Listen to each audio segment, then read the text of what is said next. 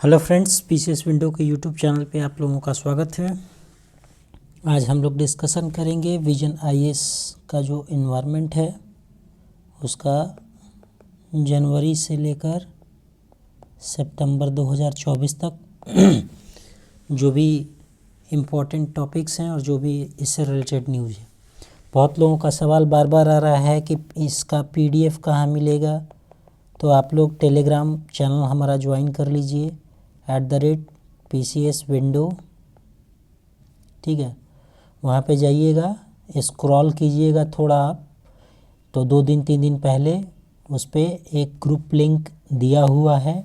वो ग्रुप जो है 17th PPSC को स्पेशली डेडिकेट करके बनाया गया है, जिसमें बहुत सारा क्विज, बहुत सारा मटेरियल्स और फोटोग्राफ्स उसमें डाला हुआ, पेपर कटिंग है और उसमें टेस्ट पेपर भी है जिसमें आंसर की भी दिया हुआ है। तो ये सब जाके आप उसमें से ज्वाइन करके उसको यूटिलाइज़ कर सकते हैं। और ये बहुत दिन से भी नहीं है, बहुत ज़्यादा चीज़ें नहीं बल्कि किया गया है इसको कि बहुत ज़्यादा बल्कि हो जाए, बल्कि आसान तरीके से रिवीजन के लिए आप चाहेंगे तो उसको 2-3-4 घंटे में पूरा उसको रिवीजन कर जाएंगे। तो आप जुड़िए। अगर इसके बाद भी कोई समस्या आ रही है तो वहाँ जो है ग्रुप जो चैनल है वहाँ उसके कमेंट बॉक्स में जाके ग्रुप लिंक के बारे में मैसेज कीजिए, उस ग्रुप से आपको जोड़ दिया जाएगा। ठीक है, तो चलिए आज हम लोग स्टार्ट करते हैं विजन का इन्वायरमेंट। ठीक है, तो इसमें पहला है, पहले हम लोग मई का कर लेंगे, मई से सितंबर का कर लेंगे, उसके बाद जो है जनवरी से लेके अप्रैल, ठीक है, मई जून ये सब भी कर लेंगे। ठीक है, साथ में ही। चलिए शुरू करते हैं फिर। रिसेंटली जो वीपो है उसने अडॉप्ट किया है the treaty of intellectual property, genetic resources and associated traditional knowledge. ठीक है, इसमें बहुत सारी चीज़ें बताई जाएंगी, बहुत सारी चीज़ें आप पे छोड़ी जाएंगी ताकि आप इसको जाके देख सकें। जैसे आपको वीपो देख लेना है कि वीपो का क्या काम है। ठीक है, थोड़ा थोड़ा ऐसे हल्का हल्का कभी जब फ्री हो तो उसको रिवाइज करते रहिए। अब ये है कि जेनेटिक सोर्सेज और ट्रेडिशनल नॉलेज क्या होता है ये, तो ये अडॉप्ट किया है जब treaty intellectual property, genetic resources और एसोसिएटेड ट्रेडिशनल नॉलेज पे। तो जेनेटिक रिसोर्सेज पूछा जा सकता है या ट्रेडिशनल नॉलेज पूछा जा सकता है कि ये क्या है। तो resources that are content in medical plants, agriculture, crops and animal breeds. ठीक है, जो भी रिसोर्सेस जो प्राप्त किए जाते हैं किससे, जो कंटेन किए जाते हैं किसमें, मेडिकल जो प्लांट होते हैं, एग्रीकल्चर क्रॉप होते हैं और जो एनिमल ब्रीड से जो निकाले जाते हैं उनको जेनेटिक रिसोर्सेज कहते हैं। ठीक है, उसके बाद क्या है कि while genetic resources themselves cannot be directly protected as intellectual property right. ठीक है, तो उसको क्या किया जा सकता है कि पेटेंट करवाया जा सकता है।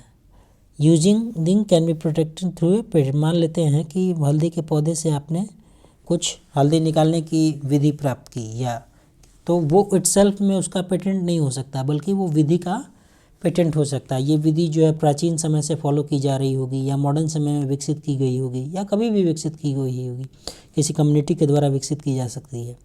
ठीक है, तो ये फिर दूसरा है ट्रेडिशनल नॉलेज को लेके।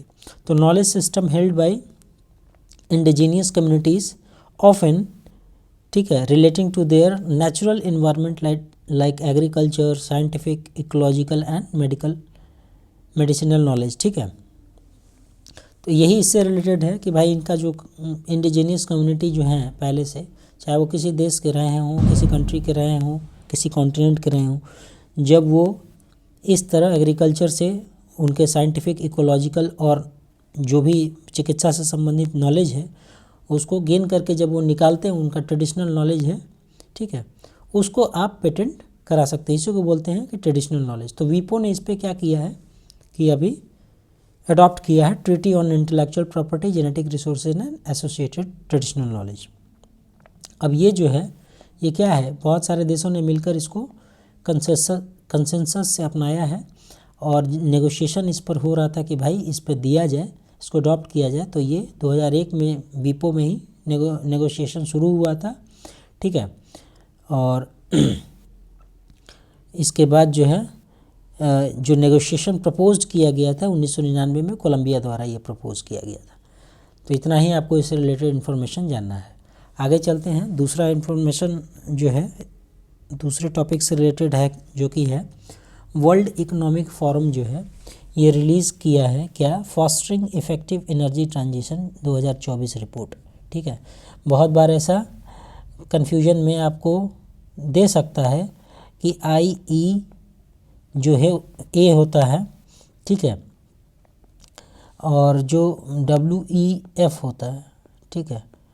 तो दोनों जो है इसमें से दे देगा ऑप्शन में, और इसमें ये एनर्जी के लिए काम करता है, लेकिन ये वर्ल्ड इकोनॉमिक फोरम है जो बहुत सारे मुद्दों पे काम करता है। इसका बहुत सारा इंडेक्स आता है और इसका बहुत सारा रिपोर्ट आता है, तो इसमें आपको कन्फ्यूजन नहीं क्रिएट होने देना है, ठीक है।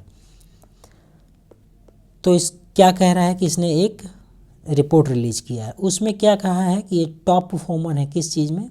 तो भाई जो एनर्जी ट्रांजिशन रिपोर्ट आया है उसमें पहला स्वीडन है, डेनमार्क है, फिनलैंड है, उसके बाद स्विट्ज़रलैंड है और पांचवा है फ्रांस। इंडिया कहाँ स्टैंड करता है, तो इंडिया का रैंकिंग है 63। इससे पहले जो 2023 में निकला था उसमें इंडिया का रैंकिंग था 67, ठीक है। तो अब जो है इंडिया का स्टेटस क्या है क्लीन एनर्जी ट्रांजिशन में, मतलब इंडिया क्या पोजीशन होल्ड करता है। तो इंस्टॉल्ड जो कैपेसिटी है रिन्यूएबल एनर्जी में वर्ल्ड में 4 स्थान पे है, विंड पावर में 4 स्थान पे है और सोलर पावर में 5th स्थान पे है, ठीक है। रिन्यूएबल एनर्जी में एज ए होल 4th स्थान पे है, विंड पावर में 4th पे है और सोलर में 5th पे। ये आपसे पूछा जा सकता है, इसको आप ध्यान में रखेंगे। उसके अलावा जो है और क्या ध्यान रखना है, तो ध्यान ये रखना है कि जो इंडिया का रिन्यूएबल एनर्जी है उसमें क्या परसेंटेज है भाई। तो सोलर जो है उसमें 57% का योगदान करता है, विंड 32% का योगदान करता है, स्मॉल जो हाइड्रो जो है वो 3% का योगदान करते हैं, वेस्ट टू एनर्जी जो है 1% है और इसमें बायोमास है 7%। तो ये आपको डेटा ध्यान में रखना है। वेस्ट टू एनर्जी 1%, ठीक है, ये तो बता दिए, तो ध्यान में रखना है। ये आपको प्रीलिम्स के बाद मेंस में भी काम आ सकता है, इसको आप यूटिलाइज कर सकते हैं। फिलहाल तो प्रीलिम्स में रखना है इसको ध्यान में। उसके बाद में इंस्टॉल्ड रिन्यूएबल जो है एनर्जी इंक्रीज हुआ है 2014 से लेके 2024 का रिपोर्ट है मई का। तो ये पूछा जा सकता है कि भाई इंक्रीज हुआ है कि घटा है, और इंक्रीज हुआ है तो कितना हुआ है। तो ये 76.37 गीगावाट से 193.58 गीगावाट जो है, ठीक है, इसमें इंक्लूडिंग हाइड्रो भी है। इसके अलावा अगला है इंडिया का टारगेट क्या है, तो टारगेट पूछा जा सकता है। तो भाई नॉन फॉसिल फ्यूल एनर्जी जो कैपेसिटी है उसको कितना करना है, 500 गीगावाट करना है, कब तक, 2030 तक, जिसमें कि एटलीस्ट जो है half of the energy requirement वो रिन्यूएबल एनर्जी से होगा, जो कि उसमें 2030 तक इसका टारगेट है, ठीक है। इसके अलावा कुछ इंपॉर्टेंट जो है मिशन देख लेते हैं। कभी कभार पूछ देता है कि ये मिशन कब लॉन्च हुआ था, या मैच द फॉलोइंग दे सकता है, ठीक है। तो देखते हैं, नेशनल सोलर मिशन जो है वो 2010 में शुरू हो गया था। National electric mobility mission plan जो है 2013 में आया था। इंटरनेशनल सोलर अलायंस जिसको इंडिया ने स्टार्ट किया, ये पेरिस जो हुआ था कॉन्फ्रेंस, उसमें प्रपोज किया गया था 2015 में, लेकिन आपको याद रखना है कि इसको इस्टेब्लिश किया गया था मतलब पूरी तरीके से 2017 में। विजन 2017 लिखा है कहीं कहीं, लेकिन PIB में कहीं कहीं 2018 लिखा है। तो इसको आप ध्यान रखिएगा, मोस्टली हर जगह विजन में इसको 2017 दिया हुआ है और भी साइड्स पे, लेकिन एक जगह मैंने PIB में 2018 भी देख लिया था। तो इस पर थोड़ा ध्यान रखना है कि ऑप्शन आते समय ये हो जाए, लेकिन 17 ही या 18 ही इस दोनों में से होगा कोई एक, ठीक है। ज़्यादातर साइट्स 17 दे रहे हैं, हो सकता है कोई त्रुटि में हो गया होगा। अगला देखते हैं कि नेशनल बायोफ्यूल्स जो पॉलिसी है ये 2018 में आया था। नेशनल ग्रीन हाइड्रोजन मिशन जो है वो 2023 में आया है, ठीक है। उसके अलावा जो है अगला है क्या रिलेटेड अनदर न्यूज़ है कि रिसेंटली द IUCN, अब IUCN के बारे में थोड़ा तो आपको देख लेना है कि IUCN किसको कहते हैं, इसका फुल फॉर्म क्या है, करता क्या है। एनवायरनमेंट में ये हो सकता है कि पिछले बार जैसे 4-5 क्वेश्चन एनवायरनमेंट से डाला हुआ था, ठीक है, उससे पहले जैसे लिस्बन डिक्लेरेशन वगैरह डाला हुआ है, ठीक है, उसके बाद जो है डॉल्फिन के बारे में पूछा हुआ है और भी चीज़ें पूछी हुई हैं। तो हो सकता है कि इस बार इन्वायरमेंट बेसिक्स पे चला जाए, तो इस बार आप इन्वायरमेंट ज़रूर पढ़ के जाइएगा बेसिक्स, प्लस में उसका करंट जो करा रहे हैं इसका वीडियो भी कर लीजिएगा, ठीक है। जैसे बेसिक्स में कीस्टोन स्पीसीज क्या होता है, बफर जोन क्या होता है, टाइगर रिजर्व कितने हैं, ये सब चीज़ें, उसका कब स्थापना हुआ था, और भी रिलेटेड जो इन्फॉर्मेशन उसको देख लीजिएगा। तो इसमें कह रहा है कि recently IUCN red list of mangrove system has indicated that about 50% of the ecosystem examined were classified as vulnerable, endangered और critically endangered। कह रहा है ये IUCN का जो इसने मैंग्रोव सिस्टम का जो लिस्ट निकाला था उसमें जो एग्जामिन किया इकोसिस्टम को, उसमें 50% से ज़्यादा इसको वल्नरेबल कैटेगरी में मिले और इंडेंजर्ड और क्रिटिकली इंडेंजर्ड में मिले। अब तो मैंगो करते क्या है, मैंगो कहाँ होते हैं, पहला सवाल है कि मैंगो भारत में कहाँ कहाँ पाए जाते हैं, ठीक है।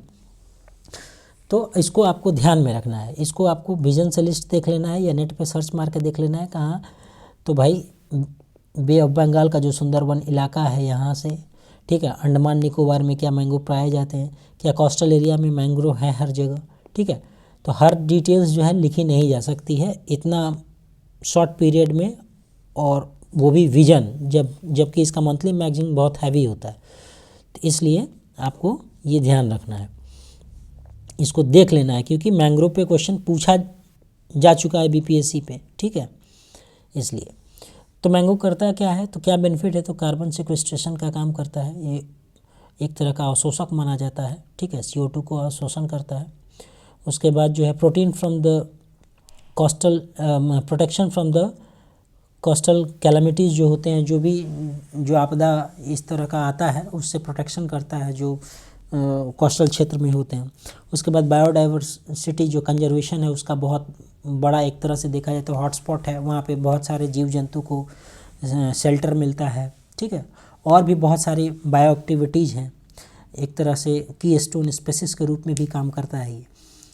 तो ये सब चीज़ ध्यान रखना है। तो अब जो Indian state of forest report 2023 की है वो कहता है कि mangrove cover in India increased, ठीक है, पिछले बार से 2021 से कितना इंक्रीज किया है, तो 17 स्क्वायर किलोमीटर किया है, और ये है मात्र 0.34%। तो स्टेटमेंट दे सकता है कि इंक्रीज हुआ है इतना, डिक्रीज हुआ है इतना, न्यूट्रल रहा है, या इनमें से कोई नहीं, है ना, या फिर कोई मिलान करने वाले में ही दे दे कि फॉरेस्ट में सर्वे रिपोर्ट जो है ये कहता है। तो इसको ध्यान रखना है आपको। अगला है इंडियन जो गवर्नमेंट है उसने क्या बजट में लॉन्च किया है, किस कोई इनिशिएटिव लॉन्च किया है, तो एक मिस्टी है। मिस्टी इनिशिएटिव आपसे पूछा जा सकता है किससे है, वेटलैंड से है, मैंग्रोव से है, बर्ड कंजर्वेशन से है, ठीक है। तो इसको बोलते हैं mangrove initiative for shoreline habitat and tangible income, इसका फुल फॉर्म है, तो ये याद रखना है। अगला क्या है, तो अगला है सेम करके है इनिशिएटिव सस्टेनेबल एक्वाकल्चर इन मैंग्रोव इकोसिस्टम, ठीक है। ये इनिशिएटिव जो है एक न्यूज करके कोई एजेंसी है, ठीक है। उसके बाद ग्लोबल नेचर फंड है और BEDS मतलब Bangladesh environment and development society के द्वारा तीनों रूप से संयुक्त रूप से चलाया गया, ठीक है। मैजिकल मैंग्रोव कैंपेन जो है वो WWF इंडिया चलाता है, ठीक है। तो ये सब आपको ध्यान में रखना है। अगला है recently 19th session of UN reform on forest under the international, ठीक है, arrangement of forest concluded with the adaptation of A declaration on forest protection with a proper focus on people, science, technology and finance. ये जो हुआ था जो UN का forum on forest है, ठीक है, इसको UNFF भी कहते हैं, इसको क्या कहते हैं, UNFF। तो ये कहाँ हुआ था, तो ये न्यूयॉर्क में हुआ था। तो इसने जो है ये कहाँ हुआ था ये इम्पोर्टेंट है, और इसने ये क्या किया है यहाँ पे, तो 19 सेशन में under the international arrangement for forest, ठीक है, ये IAF के अंतर्गत जो है आता है, UN फोरम फॉर फॉरेस्ट, ठीक है। और इसने क्या किया है कि एडेप्टेशन ऑन डिक्लेरेशन एक साइन किया है, उसको अडॉप्ट किया है कि कैसे फॉरेस्ट को प्रोटेक्शन किया जाए, ठीक है। और फोकस उसका क्या था, तो पीपल, साइंस, टेक्नोलॉजी और फाइनेंस, ये ध्यान में रखना है। अगला है जैसे SDG गोल्स होता है ना, उसी तरह फॉरेस्ट गोल भी होता है। तो UN का जो स्ट्रेटजिक प्लान फॉर फॉरेस्ट है ये कब से कब तक है। जैसे आपको डिजास्टर मैनेजमेंट वाला पूछता है कि डिजास्टर मैनेजमेंट का जो अवधि है वो कब से कब तक है, SDG गोल्स का जो अचीवमेंट का अवधि है वो कब से कब तक है। इसी तरह से स्ट्रेटजिक प्लान फॉर फॉरेस्ट का अवधि है वो 2017 से भी 2030 चल रहा है, जिसमें जो है ग्लोबल फॉरेस्ट गोल बोलते हैं GFG, ये टोटल 6 हैं। जैसे SDG है ना 17, वैसे ही GFG है जिसको बोलते हैं ग्लोबल फॉरेस्ट गोल्स, ठीक है। तो ये इसका जो है टाइमलाइन कब से कब तक है, तो 17 से 30, 2017 से 30, ये आपको ध्यान में रखना है। आगे चलते हैं। हीट वेव पिछली बार पूछा जा चुका है, बहुत लोग कंफ्यूज कर गए थे, उसने ऑप्शन को रिवर्स कर दिया था, क्योंकि प्लेन्स में 40 डिग्री के ऊपर मतलब 40 डिग्री और जो है हिली एरियाज़ में 30 डिग्री, और इसी को उसने BPSC ने रिवर्स कर दिया था। तो यही इसमें थोड़ा बहुत दिया गया है इसके बारे में। तो ये है रिकॉर्डेड मैक्सिमम टेम्परेचर एट और बिलो के बारे में बात की जा रही है, हीट वेव के बारे में कितना डिग्री होगा तो हीट वेव उसको बोलेंगे।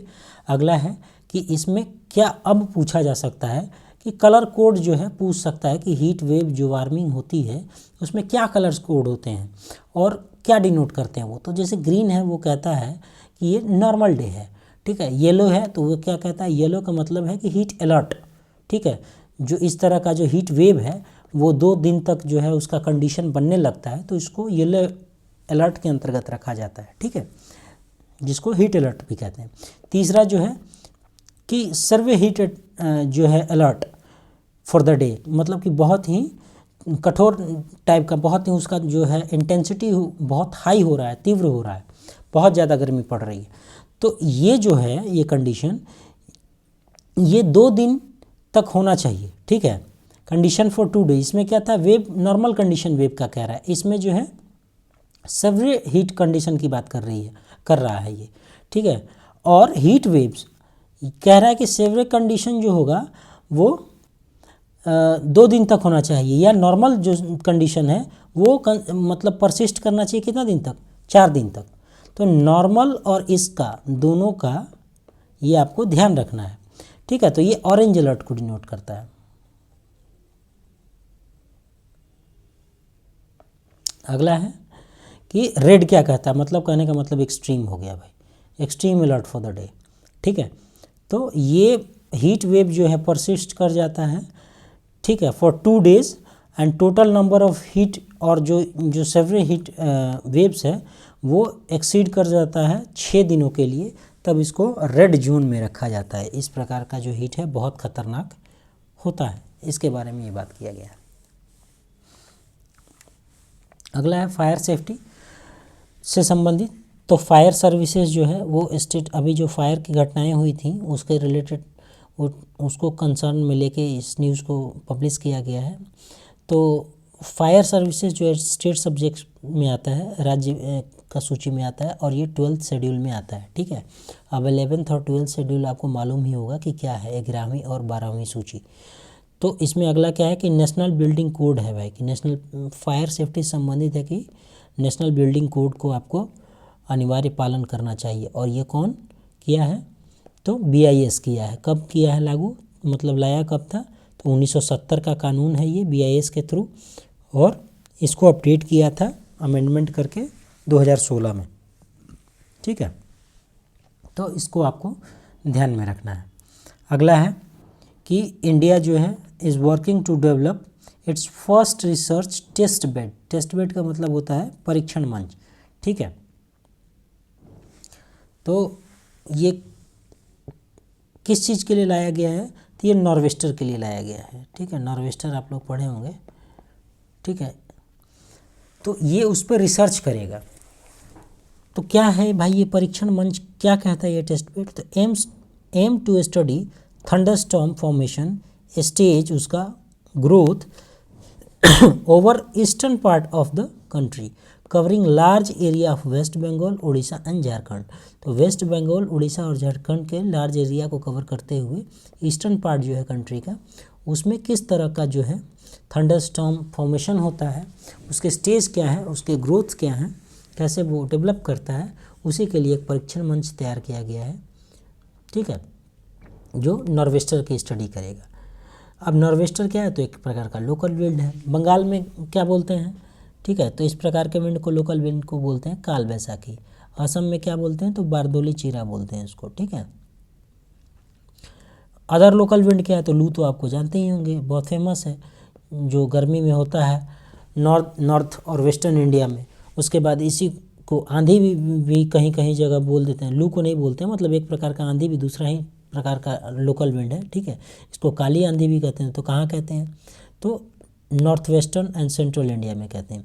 मैंगो शावर पढ़े ही होंगे, आम्र वर्षा जिसको बोलते हैं, कर्नाटका और केरला में, ठीक है। ब्लॉसम शावर आपने पढ़ा होगा, ये केरला में, और एलिफेंटा, ठीक है, ये मालाबार कोस्ट पे, ठीक है। तो इस तरह का जो है लोकल विंड जो आपको ध्यान में रखना चाहिए। पूछ देगा कि एलिफेंटा क्या है, तो उसमें आपको ये पता होना चाहिए कि ये क्या है। अब अगला जो है, अगला रिपोर्ट क्या कहता है, अगला जो है टॉपिक है, न्यूज़ है, ये है कि Venezuela last standing glacier in the Andes has shrunk to a size that no longer qualify it as a glacier. Scientist ने भाई बोला है कि देखो वेनेजुएला में जो है ना, वो ग्लेशियर सब पिघल चुका है, और इसका जो लास्ट वाला ग्लेशियर था वो इतना पिघल के छोटा हो चुका है कि अब उसे ग्लेशियर की संज्ञा नहीं दी जा सकती। तो मोस्ट प्रोबेबली साइंटिस्ट ने कहा है कि Venezuela is going to be the first country, ठीक है, ध्यान रखिएगा, पूछ सकता है कि वेनेजुएला जो कौन सा देश जो है अपने ग्लेशियरों को खोने वाला पहला देश बन चुका है विश्व का, तो ये है वेनेजुएला, ठीक है। तो अब स्टेप्स देख लेते हैं कि ग्लेशियर को प्रोटेक्ट करने के लिए क्या भारत तुरंत में कोई स्टेप्स लिया गया है। तो हाँ भाई, इसको HIMAP भी बोलते हैं, जिसका फुल फॉर्म है Hindu Kush Himalayan monitoring and assessment programme. UNESCO का वर्ल्ड ग्लेशियर मॉनिटरिंग सर्विस जो है ये है। उसके बाद 2025 में UN ने क्या किया है कि international year of glacier preservation को जो है 2025 का वर्ष घोषित किया। मैं फिर से कह रहा हूँ, आपको साइंस एंड टेक वीडियो में बताया था कि UN ने 2025 को, ठीक है, 4 चीज़ों को जो है 2025 का वर्ष घोषित किया है। इसमें से ग्लेशियर भी है एक, ठीक है, कोऑपरेटिव्स भी है, ठीक है, क्वांटम वाला भी हम बता चुके हैं, क्वांटम एंड साइंस, और उसके बाद एक और है, ठीक है, वो हम भूल रहे हैं, लेकिन वो चारों आपको देख लेना है। अगला है तो इंडिया का जो mission for sustaining Himalaya ecosystem, ठीक है। उसके बाद रिसर्च स्टेशन जो है हिमांस एट चंद्रा जो है बेसिन में है हिमाचल प्रदेश में। तो ये सब आपको ध्यान में रखना है। चंद्रा बेसिन में क्या है, हमारा रिसर्च स्टेशन है हिमांस, जो हिमालयन ग्लेशियर को मॉनिटर करता है, ठीक है, उसका एक्टिविटीज़ को डिनोट करता है, उसको उसका नोटिंग डाउन करता है किस तरह का पैटर्न में उसका बदलाव हो रहा है। तो ये 2016 में स्थापित किया गया था। अगला है parties to the UNFCCC and party to the UNFCCC has made new submission for the NCQG। ये क्या है, तो new collective quantified goal on climate finance under Paris agreement. ऐसा है कि देखिए, पेरिस एग्रीमेंट को COP21 में 2015 में प्रपोज किया गया था पेरिस में, ठीक है, जब कॉन्फ्रेंस हुआ था UNFCCC का जो कॉन्फ्रेंस ऑफ पार्टीज हुआ था, ठीक है। तो उसने टारगेट ये रखा था भाई कि जो फाइनेंस जो हम लोग क्लाइमेट फाइनेंस की बात कर रहे हैं, ठीक है, तो वो तो 2025 तक तो हम लोग इसको करेंगे। अब कितना किया वो बात की बात है कि कितना पैसा इसमें दिया लोग और क्या क्या लोग किया, लेकिन अब बात चल रही है कि पोस्ट 2025 इसके बाद का क्या रणनीति होगा। तो इसी के लिए न्यू कलेक्टिव जो है क्वांटिफाइड गोल जो है क्लाइमेट फाइनेंस के लिए ये अब निर्धारित किया गया था, अभी इस पे बात चल रही थी, ठीक है, उसके लिए नया सबमिशन दिया गया, इसी से रिलेटेड ये न्यूज़ है, ठीक है। तो इन 2009 क्या हुआ था उसमें, तो UNFCCC had decided to mobilise कितना 100 billion annually by 2020 which was subsequently extend to 2025। तो भाई 2025 तक तो हो गया, और इसके बाद पैसा वैसा का ज़रूरत पड़ेगा, उसी के लिए ये लोग मीटिंग किया था। अगला है यूरोपियन पार्लियामेंट। अब देखिए यूरोपियन पार्लियामेंट तो ठीक है, लेकिन यूरोपियन यूनियन और यूरोपियन कंट्रीज से संबंधित बहुत सारे इस बार चीज़ें चर्चा में रही हैं कि इसने जो है ग्रीन ग्रोथ को बढ़ावा देने के लिए और जो है किस तरह से जो है क्लाइमेट रिस्टोर रहे, अर्थ का जो जिस प्रकार से क्षरण हो रहा है उसको कैसा रोका जाए, उसके लिए बहुत स्टेप्स लिए हैं EU ने। तो उसको हम आगे अभी पढ़ेंगे PDF में कि क्या क्या स्टेप्स लिया गया है EU कंट्रीज़ के द्वारा, ठीक है, तो इसको आपको ध्यान में रखना है। तो ये कह रहा है कि European parliament and European council recently reached a provisional agreement on regulation to establish the first EU level carbon removal certification framework, ठीक है। तो आपको याद रखना है कि यूरोपियन पार्लियामेंट और यूरोपियन काउंसिल ने अभी क्या किया है, तो इस तरह का जो पहला EU level carbon removal certification framework पे काम करना शुरू किया है, ठीक है। तो उस पर सहमति बन रही है अभी। तो ये सर्टिफिकेशन जो फ्रेमवर्क है इससे क्या होगा, तो it will boost innovative carbon removal technology and carbon farming, ठीक है। तो किस तरह से जो है कार्बन जो बढ़ रहा है, जो ग्रीन हाउस इफेक्ट जो हमें देखने को मिल रहा है ग्लोबल वार्मिंग के रूप में, तो इसी के लिए इनिशिएटिव लिया गया है। तो ये इसको ध्यान में रखना है कि ये जो फ्रेमवर्क तैयार किया है वो EU ने किया है, ठीक है। यूरोपियन पार्लियामेंट और यूरोपियन काउंसिल उसमें शामिल था एग्रीमेंट में, ठीक है। अगला देखते हैं वर्ल्ड लार्जेस्ट DAC+S, ये क्या है, तो direct air capture and storage, ठीक है, इसको बोलते हैं DAC+। D का मतलब हो गया डायरेक्ट, A से मतलब एयर और कैप्चर, और +C का मतलब स्टोरेज, ठीक है। तो इसको प्लांट को इस्टेब्लिश किया गया, इसका नाम है मैमोथ, ठीक है। मैमोथ एक प्रकार का हाथी होता है ना बड़ा वाला आइसेज में, उसी को बोलते थे मैमोथ, इसका नाम रखा गया है मैमोथ। स्टार्ट एंड ऑपरेशन कहाँ पे, तो ऑपरेट करना स्टार्ट कर दिया है तो आइसलैंड में कर दिया है। तो ये आपको याद रखना है कि डायरेक्ट क्या करता है ये कि एयर कैप्चर एंड स्टोरेज। तो भाई एयर तो साफ हवा के लिए तो लाया नहीं गया होगा, ये ऑब्वियस सी बात है, एयर को ऑक्सीजन तो स्टोर कर नहीं रहा होगा। देखते हैं इसके बारे में क्या लिखता है। तो ये जो है ये CO2 रिमूवल टेक्निक है, जो कार्बन डाइऑक्साइड है इसको CRT भी बोलते हैं, CDRT ज़्यादा ठीक रहता है, carbon dioxide removal technique which capture CO2 directly from the atmosphere at any location, ठीक है, और उसको स्टोर कर देगा। वो स्टोर कर सकता है, वो ज़मीन के अंदर दफना सकता है, किसी जो है प्लांट में उसको कर सकता है, उसको कैसे रिसाइकिल किया जाएगा ये डिफरेंट चीज़ें हैं, लेकिन ये आपको ध्यान रखना है कि ये कहाँ पे हुआ है, तो ये आइसलैंड में हुआ है इसका प्लांट इस्टेब्लिश, ठीक है, जिसका नाम मैमोथ है। अगला है किलिंग कर्व। क्या होता है, तो किलिंग कर्व होता है it is a record of atmospheric CO2 from मोनालोआ observatory, ठीक है। तो किलिंग कर्व जो है वो क्या है कि एटमॉस्फेरिक जो CO2 है ना, वो जो मोनालोआ ऑब्जर्वेटरी है, मोनालोआ तो आपको पता ही होगा, नहीं पता है तो जाके सर्च करके देखिए कि मोनालोआ क्या है और कहाँ है, ठीक है।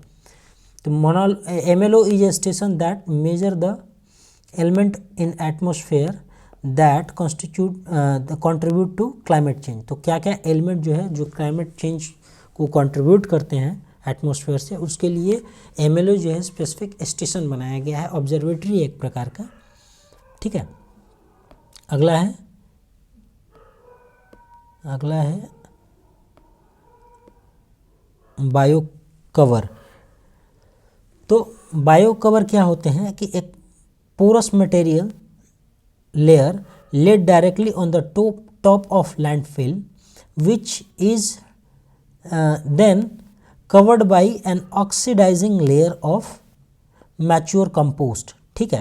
तो एक तरह का ये मान के चलिए कि ये क्या है, एक मटेरियल का लेयर है, पोरस मटेरियल, छिद्रदार, ठीक है, जिसको लैंडफिल जो साइट्स होते हैं उसके ऊपर बिछा दिया जाता है। तो ये क्या करता है, उसको मैन्योर, उसको क्या किया जाता है, कवर्ड कर दिया जाता है, किससे, ऑक्सीडाइजिंग जो लेयर है मैन्योर कंपोस्ट का, मैच्योर कंपोस्ट का। उससे क्या होता है, मान लेते हैं बायो कवर लगा देते हैं, उससे क्या होता है, it provides optimal condition for methanotrophic bacteria. अब ये क्या करता है कि मेथनिन में जो मेथिन है ये यूटिलाइजिंग बैक्टीरिया है, ठीक है, to thrive and act as a biofilter, hence control methane emitting by covering methane to CO2, converting methane to CO2, ठीक है। तो अब क्या करता है कि ये बैक्टीरिया जो है ये क्या करता है, एक बायोफिल्टर के रूप में काम करता है। इस तरह से वो क्या करता है, मीथेन इमिशन को कंट्रोल कर लेता है, ठीक है। आगे हम पढ़ेंगे कि भारत में एक तरह का कुकुम्बर भी जो है उगाया जा रहा है और वेस्टर्न इंडिया में किस प्रकार। तो ये कुकुम्बर की वजह से कैसे जो है जो मीथेन जो इमिशन है वो कम हो जाता है। तो इस पे PIB में बहुत बड़ा आर्टिकल आया और विजन में भी इसका उल्लेख किया गया था, ठीक है। तो ये मीथेन को कैसे CO2 में ये कन्वर्ट कर देता है। तो इसका एप्लीकेशन क्या हो सकता है, मान लेते हैं वैसा एप्लीकेशन कर देंगे, इस तरह का जो है बना देंगे एक तरह का लेयर। तो भाई इसका एप्लीकेशन ये है कि रोड कंस्ट्रक्शन में इसको यूज़ किया जा सकता है, ठीक है, और लैंड रिक्लेमेशन में भी इसको यूज़ किया जा सकता है। तो ये सब इसका उपयोग है, ठीक है। आगे बढ़ते हैं। तो 10वां जो है वर्ल्ड वाटर फोरम, ये कहाँ हुआ है, बाली इंडोनेशिया में।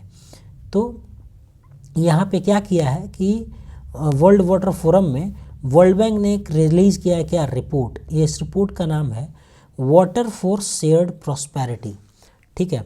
और ये जो वर्ल्ड वाटर फोरम है ये हर 3 साल में होता है और इसको को होस्ट किया जाता है किसके द्वारा, तो ये वर्ल्ड वाटर काउंसिल और जो होस्ट कंट्री होता है जहाँ पे हो रहा होता है, ये दोनों के द्वारा इसको होस्ट किया जाता है। अगला है India become third largest solar power generators as per global electricity review 2024 का रिपोर्ट रिलीज़ किया है किसने, तो एक ग्लोबल एनर्जी थिंक टैंक जिसका नाम इम्बर है, इसने रिलीज़ किया है। और उसके हिसाब से इंडिया क्या है, थर्ड लार्जेस्ट बन गया है सोलर पावर जनरेटर, ठीक है। लेकिन ये आपको ध्यान में रखना है कि ये इसके रिपोर्ट थी, जब स्पेसिफिकली पूछा जाए कि इसके हिसाब से कौन सा रैंक इसको मिला है, मतलब कौन सा कंट्री बना है, तो ये थर्ड लार्जेस्ट बना है जो ग्लोबल एनर्जी थिंक टैंक है उसके हिसाब से, ठीक है। अब थोड़ा सा देख लेते हैं, बहुत इंपॉर्टेंट है इस साल के लिए, ग्लोबल इंटरनेशनल सोलर अलायंस, ठीक है। तो आपको मालूम होगा कि इंडिया और फ्रांस ने मिलकर पेरिस क्लाइमेट में 2015 में इसकी नींव रखी थी, ठीक है। जब COP21 हो रहा था पेरिस में, तो उसी के साइडलाइन पे बोला, ये लोग दोनों बात किया, बोला कि हम इस तरह का एक इंटरनेशनल सोलर अलायंस लाएंगे जहाँ पे कि उसमें वो कंट्री होंगे जो जहाँ ट्रॉपिक्स पे जितने भी कंट्री लाई करते हैं, जहाँ पे सूर्य तप जो है एक निश्चित समय के लिए निश्चित मात्रा में उपलब्ध होता है, तो उसके लिए भाई सारे कंट्रीज़ को जो फॉलोइंग कंट्रीज़ हैं उनको शामिल करेंगे इंटरनेशनल सोलर अलायंस में। 2020 में इसमें अमेंड क्या किया गया कि भाई ये member open to all UN countries के लिए हो जाएगा, ठीक है। तो जितने भी UN के मेंबर कंट्रीज़ स्टेट्स हैं वो इसका मेंबर बन सकते हैं। ऐसा ज़रूरी नहीं है कि मतलब कोई वहाँ रहेगा ट्रॉपिक्स पे या इक्वेटर के पास में तभी जो है इसका मेंबर बनना है, ठीक है। जिसको ओपन फॉर ऑल कर दिया गया, जो भी UN का है, ध्यान में रखना, ऑल UN का मेंबर्स, अगला है कि ऑफिशियली इस्टेब्लिश, हम कह रहे थे ना कि इस पर कन्फ्यूजन था, ऑफिशियली इसको इस्टेब्लिश किया गया था 2017 में, जो कि बहुत सारे इंटरनेट पे विजन में भी दिया हुआ है, लेकिन एक जगह मुझे 2018 पीआईबी में मिला है, तो इस पे थोड़ा सा चिंता का विषय है, लेकिन आप लोग इसको देख लीजिएगा अपने हिसाब से, ऑप्शन भी देता है किस प्रकार का। अब 17-18 दे देगा तो ये तो कन्फ्यूजन वाला बात हो जाएगा, ठीक है। अब आगे है, मोस्ट प्रोबेबली 17 ही होना चाहिए इसका आंसर। तो इसका की स्ट्रेटजी क्या क्या है, तो इसके की स्ट्रेटजी पर बात करें तो इसका एक फेमस की स्ट्रेटजी है जिसको बोलते हैं टूवर्ड्स 1000 स्ट्रेटजी। टूवर्ड्स 1000 स्ट्रेटजी क्या कहता है कि जो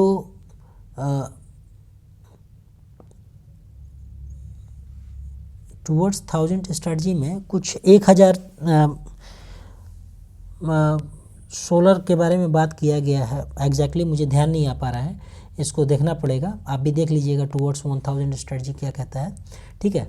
इसमें जो है ये इम्पोर्टेंट है कि न्यू मेंबर्स जो हैं वो स्पेन बना है 99, ठीक है, पराग्वे 100वां था, और अभी तो ये नवंबर में आया है। आर्मेनिया इसका 104वां है, तो यहाँ तक तो नहीं जाएगा, लेकिन नेपाल इम्पोर्टेंट है जो 101वां कंट्री बना है, ठीक है। तो 1-2 ये इन्फॉर्मेशन आप याद रखिएगा इसमें, ठीक है। इसको ऑब्जर्वर स्टेटस में मिला हुआ है 2021 में यूनाइटेड नेशन जनरल असेंबली के द्वारा।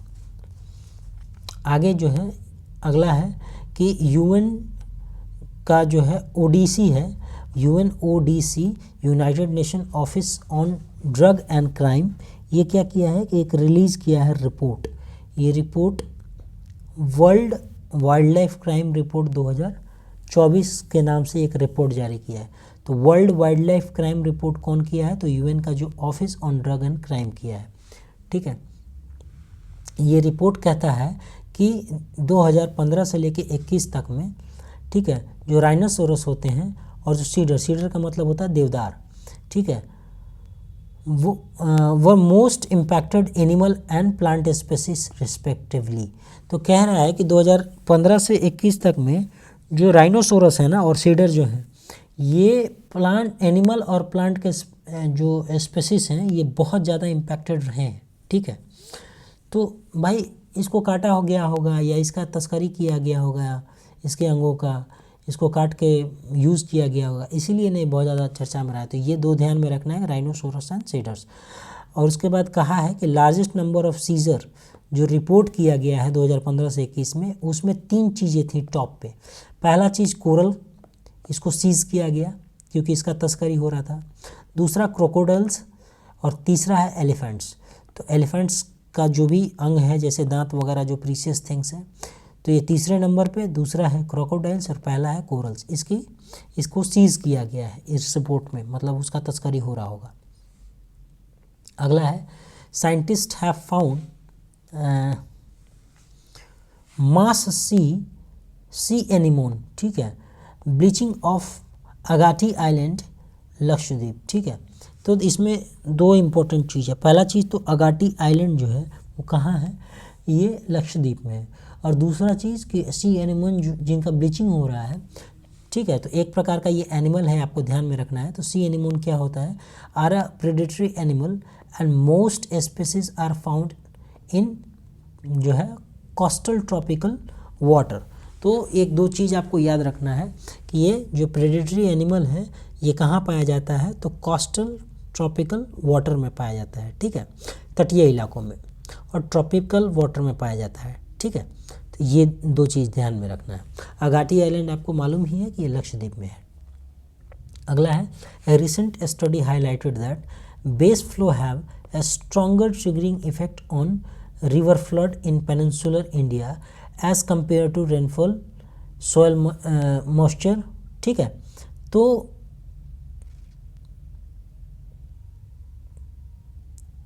इसमें जो है स्टडी किया गया है, तो भाई स्टडी जो क्या किया गया, तो 6 जो रिवर हैं उस पर स्टडी किया गया, जिसमें नर्मदा, तापी, महानदी, गोदावरी, कृष्णा, कावेरी। तो इसमें कहा गया है ना कि जो बेस फ्लो होता है ना, बेस फ्लो वो जो है बहुत ज़्यादा ट्रिगरिंग इफेक्ट डालता है, बहुत ज़्यादा तुरंत ट्रिगर कर देता है कि इसको भाई, तो जो रिवर फ्लड्स होते हैं पेनिनसुलर इंडिया में, तो उसमें ये बहुत बड़ा योगदान करता है, जो कि वास्तविक जो कंपेयर टू रेनफॉल और सोइल मॉइस्चर जो होता है उसके कंपैरिजन में। तो अब ये क्या होता है बेस फ्लो, तो बेस फ्लो को ही जो है ना ग्राउंड वाटर जो है फ्लो कहते हैं या ड्राई वेदर फ्लो कहते हैं, ठीक है। तो कह रहा है कि base flow are the seam flows which results from precipitation. This is often called ground water flow और ड्राई वेदर फ्लो, ठीक है। तो ये वर्षा के कारण जो होते हैं, ठीक है, एक तरह का स्ट्रीम फ्लो बन जाता है जो ग्राउंड वाटर फ्लो के नाम से जाना जाता है बेस फ्लो। तो इसके कारण जो है ये बहुत सारा रिवर फ्लड ओरिजिनेट हुआ है पेनिनसुलर इंडिया में। तो इससे रिलेटेड ये नहीं। अगला जो है बहुत ही छोटा न्यूज़ है लेकिन इम्पॉर्टेंट है कि डीपेस्ट होल जो है ये तामजा ब्लू होल है जो मैक्सिको के चेटुमल जो खाड़ी है उसमें मिला है। अगला है इंफॉर्मेशन कि ये जो बैटगी क्रेटर है, ठीक है, जिसको बटंगिका क्रेटर भी कहते हैं, ये साइबेरिया रसिया में है, ठीक है। ऑल्सो नोन एज, ये न्यूज़ में था कि also known as gateway to underworld और doorway to hell and it is the world biggest permafrost crater. तो अब आपको ध्यान में रखना है कि वर्ल्ड का जो बिगेस्ट परमाफ्रॉस्ट जो क्रेटर मिला है ये कहाँ मिला है, तो साइबेरिया रसिया में, ठीक है। तो ये आपको ये सारी चीज़ें ध्यान में रखनी है। अगला चलते हैं, यहाँ हमारा मई ख़त्म हो गया है, अब हम लोग जून में पढ़ेंगे, ठीक है। अब ये तो ख़त्म हो गया। अच्छा, परमाफ्रॉस्ट क्या होता है, तो भाई एक तरह का ये निम्न तापमान क्षेत्र है, ठीक है, इसको निम्न तापमान क्षेत्र के रूप में जान सकते हैं, जहाँ पे जो ग्राउंड है, जो एरिया है ना, वो क्या होता है कि वो फ्रॉस्ट का मतलब क्या है, ये फ्रोजन ही होता है, ठीक है। और ये 0 डिग्री या इससे कम तापमान जहाँ पे फ्रीज होता है उससे कम तापमान पे ये रह सकता है, ठीक है। इसीलिए इसको परमाफ्रॉस्ट कहते हैं, बहुत एक निम्न तापमान वाला क्षेत्र है। तो ऐसा क्रेटर पाया गया। तो ये हमारा जून समाप्त हो गया है, मई समाप्त हो गया है, और इसमें जो है टोटल लगभग 110 टॉपिक को आइडेंटिफाई किया गया है जो इम्पोर्टेंट है, ठीक है। तो हम लोग कम से कम आज 50 कर लेते हैं, 50 या 40 कर लेते हैं, फिर इसको दूसरे पार्ट में हम लोग कवर अप करने का कोशिश करेंगे, ठीक है। क्योंकि आज वो प्रोटेस्ट वगैरह से बहुत ज़्यादा जो है चीज़ें हौच-पौच हो गई हैं, ठीक है। तो इसलिए हम लोग जून का कर लेते हैं, उसके बाद हम लोग इसका पार्ट 2 लेके देखेंगे पार्ट 2 में, ठीक है।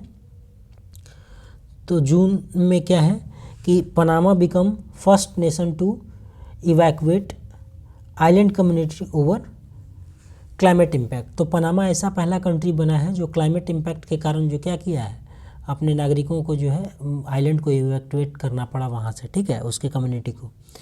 तो इससे रिलेटेड ये न्यूज़ है, ठीक है। तो इनके जो 300 इंडिजिनस गुना फैमिलीज़ थे, ठीक है, जो वहाँ के इंडिजिनस थे, उनको क्या किया है, रीलोकेट किया है, ठीक है। तो ये एक जगह है, इसका नाम है गार्डी सबडग। क्या नाम है इसका, इसका नाम है गार्डी सबडग।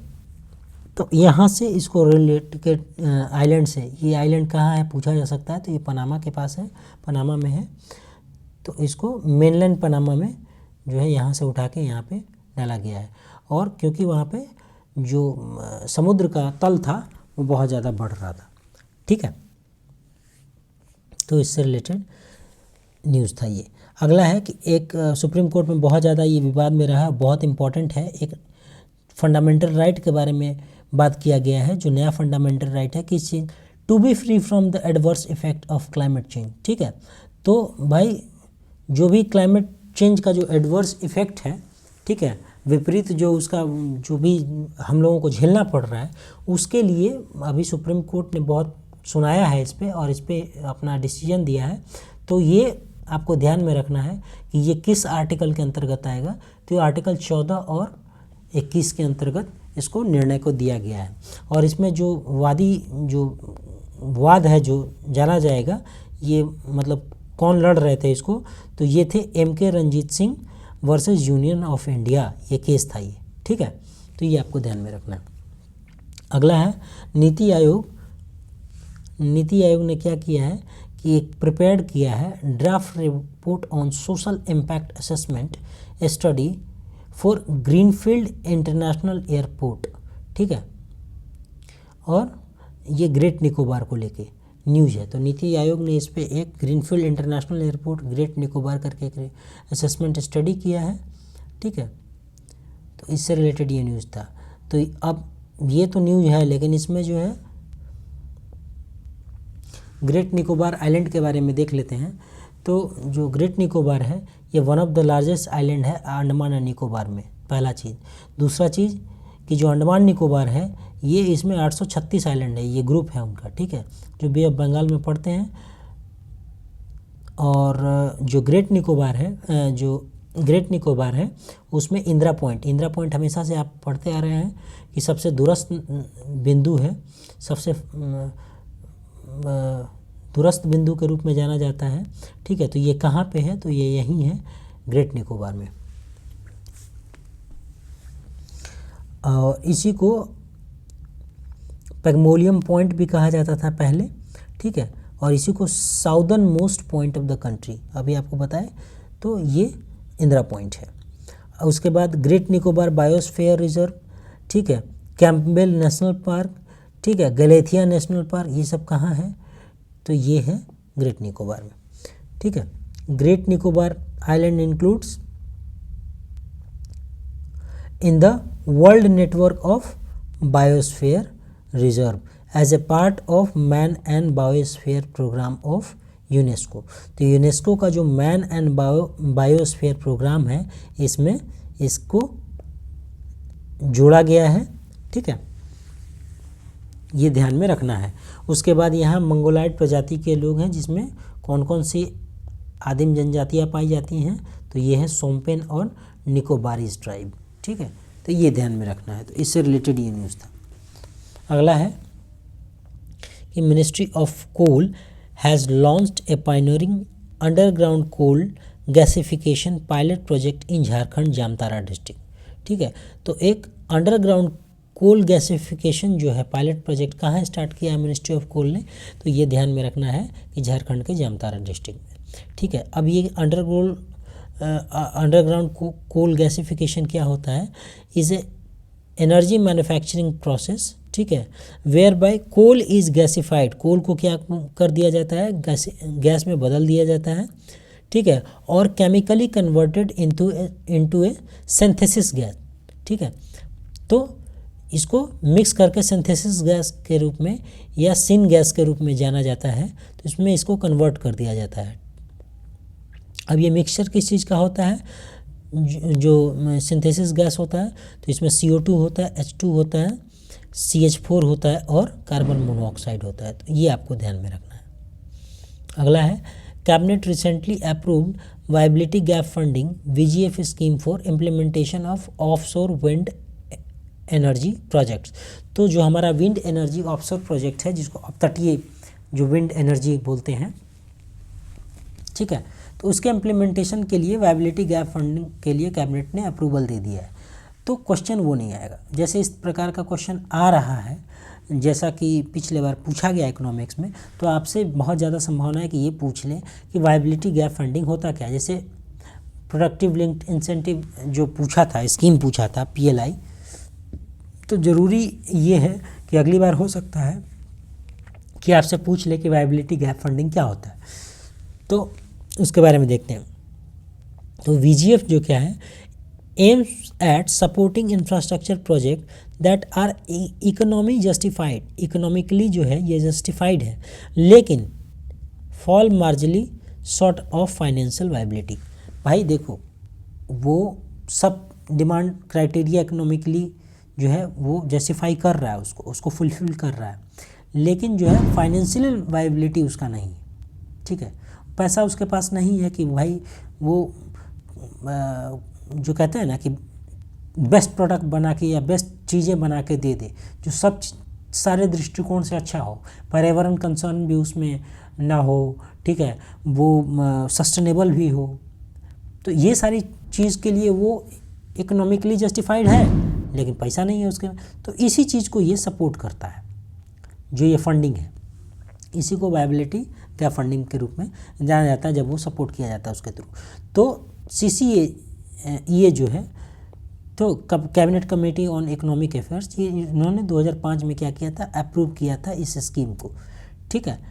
और ये ध्यान में रखना है, थर्ड जो पॉइंट है बहुत इंपॉर्टेंट है, कि ये support under this scheme is available only for infrastructure project. तो ऐसा नहीं है कि इंफ्रास्ट्रक्चर प्रोजेक्ट के अलावा कहीं भी आप जो है VGF का इस्तेमाल कर सकते हैं, ठीक है। तो ये ध्यान में रखना। अब क्या है, तो ये जो किया है विंड एनर्जी के लिए, इसका नोडल मिनिस्ट्री कौन है, तो ministry of new and renewable energy है। इसका एम क्या है, तो installation and commissioning of 1 gigabyte, ठीक है, ऑफशोर विंड एनर्जी, ठीक है, 1 गीगाबाइट प्रोजेक्ट को, एनर्जी प्रोजेक्ट को ये करना है, ठीक है। एंड जिसमें 500 megawatt each of the coast of Gujarat and Tamil Nadu, ठीक है, दोनों में 500 मेगावाट का ये करेगा। तो इससे रिलेटेड ये न्यूज़ था, ठीक है। अगला चलते हैं, ये बहुत ज़्यादा इम्पोर्टेंट इसलिए है क्योंकि जो ये बिहार से रिलेटेड भी न्यूज़ है, क्योंकि रामसर में बिहार के 2 साइट को इंक्लूड किया गया है, ठीक है। तो देख लेते हैं कि न्यू रामसर साइट, हालांकि ये जब इंक्लूड किया गया था तब इसकी संख्या थी 85, लेकिन वर्तमान में सितंबर तक, अक्टूबर तक इसकी संख्या हो चुकी है 85। तो वो 3 कहाँ का बढ़ा है, तमिलनाडु का 2 ठो और 1 ठो शायद MP का बढ़ा है, हाँ।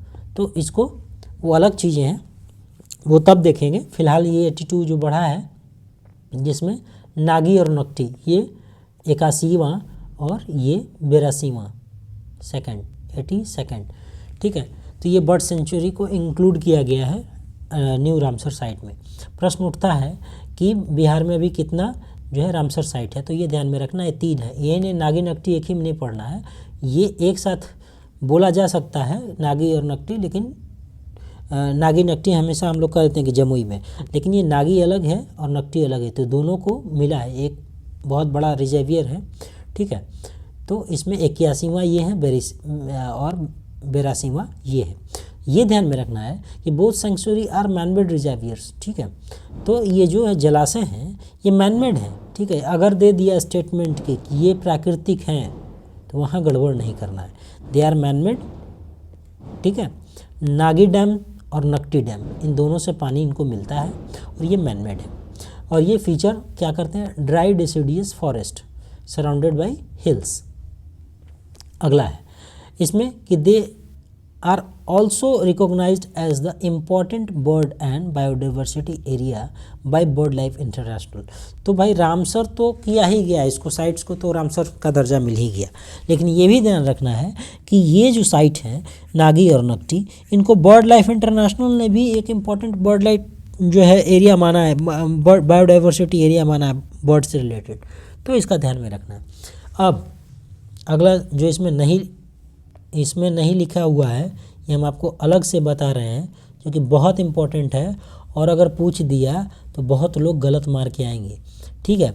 वो ये है कि नागी और नकटी बर्ड सेंचुरी जो है, ये इस आर्द्र भूमि को पक्षी अभयारण्य के रूप में, ठीक है, ये पहले तो आर्द्र भूमि था ये, तो इसको 1984 में पक्षी अभयारण्य के रूप में शामिल किया गया था। तो 1984 में इसको पक्षी अभयारण्य के रूप में शामिल किया गया था। तो ये आपको ध्यान में रखना है नागी नकटी के बारे में, ठीक है। तो इससे रिलेटेड ये न्यूज़ था, ठीक है। अब क्या है कि इसमें और क्या क्या चीज़ें हैं, तो मेजर बायो हैबिटेट्स, तो मेजर बायो हैबिटेट्स में है ये माइग्रेटरी बर्ड और रेसिडेंशियल बर्ड, जो आते हैं प्रवासी पक्षी बाहर के देशों से, बाहर के साइड से, और जो पहले से रेसिडेंट यहाँ पे हैं।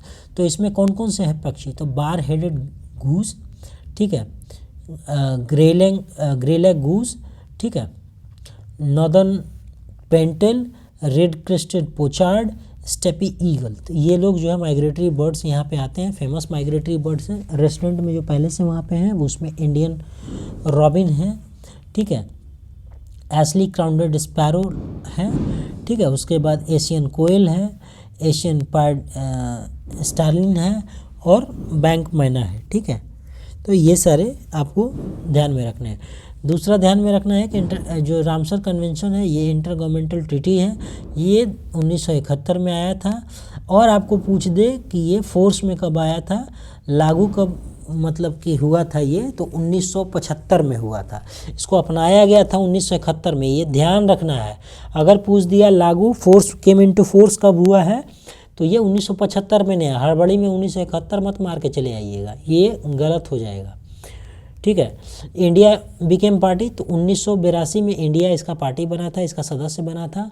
और मैक्सिमम जो साइट्स है रामसर वो तमिलनाडु में है और दूसरे जो है स्थान पे यूपी है।